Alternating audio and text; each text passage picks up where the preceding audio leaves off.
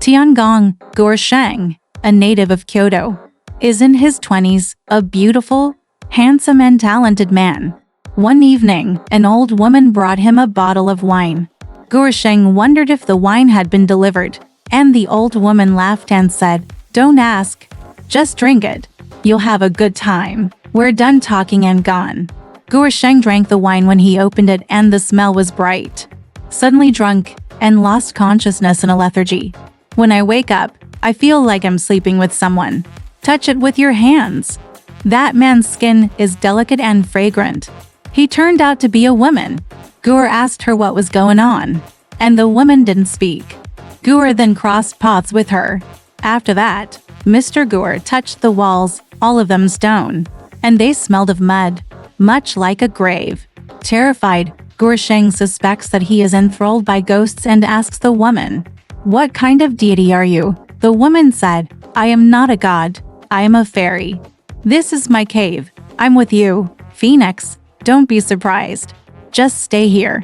Go inside and enter a door and see a bright spot where you can urinate." Later, the woman got up and closed the door. After a long time, Guosheng felt hungry.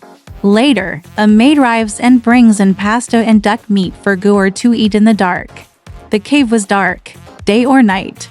After a while, the woman came to bed, and Guosheng knew it was dark again. There is no sun during the day, no light at night, and no mouth for eating, Gur said. "What's the difference between Chang'e and Luoshigin? What's the difference between heaven and hell?" The woman laughed and said, "Because you're a secular person, and you're talking about the door. And I'm afraid you're leaking us. I don't want you to see me. Besides, even if you're trying to figure it out, beauty is different."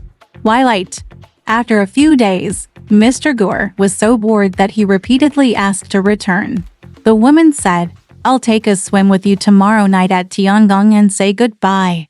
The next day, a young woman came in with a lantern and said to Guosheng, "Man has been waiting for you for a long time." Gur followed her out. There were countless towers in the bright light.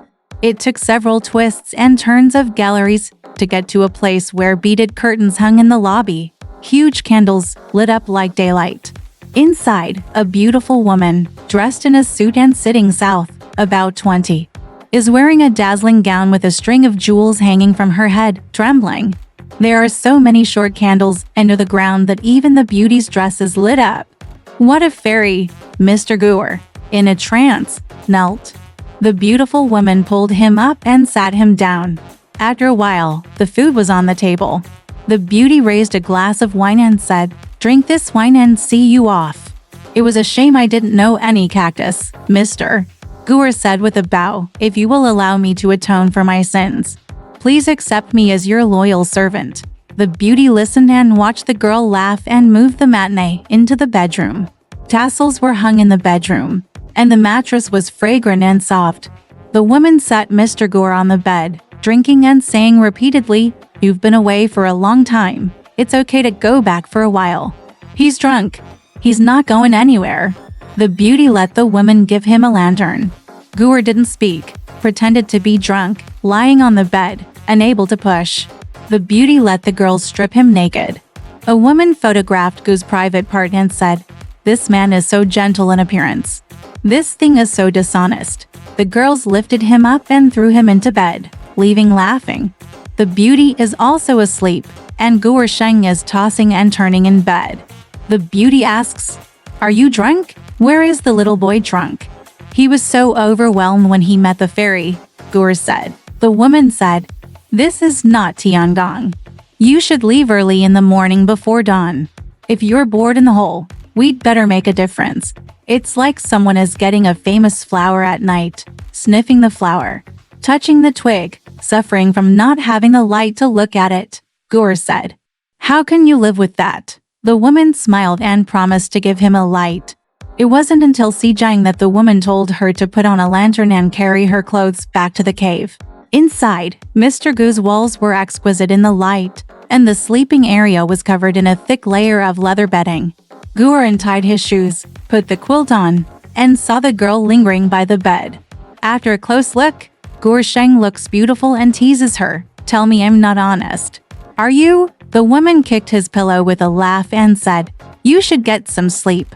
"Stop talking." Gur saw her feet caught by the beaded beads on the tips of her shoes, and she fell into his arms and crossed them. The girl kept moaning, like she couldn't stand it.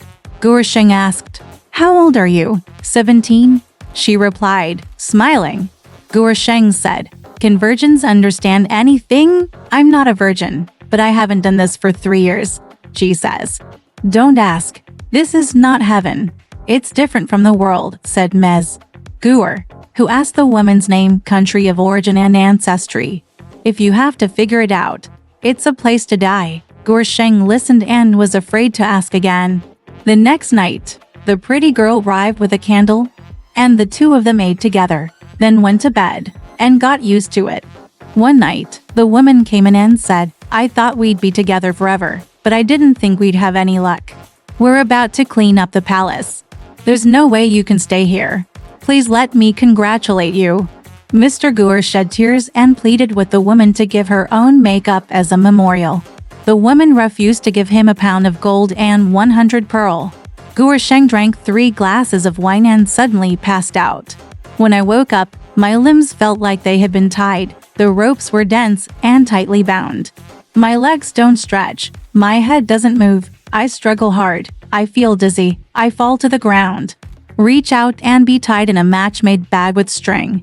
He sat up and tried to recall seeing what was in the house before he knew it wasn't his study. By then, he had been gone for 3 months, and the family thought he was dead.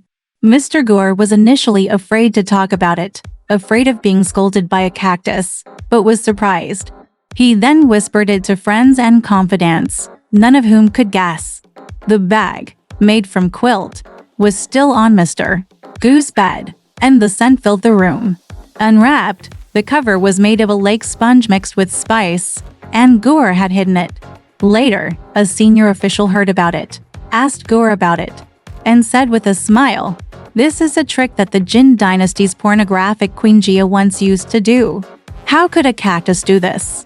However, you must keep this a secret and not reveal it. Otherwise, the tribe will be wiped out." A witch once visited the house of the great-grandparents, saying that the Lofscore had seen in the fairies were very similar in shape to Yan Shivo's house, the second son of Yan Song. Gur Sheng heard that he was terrified and fled with his family. Soon after, the Yan family was hanged and Gur Sheng went home. Alright, this story has come to an end. If you liked it, please give it a thumbs up. Thank you.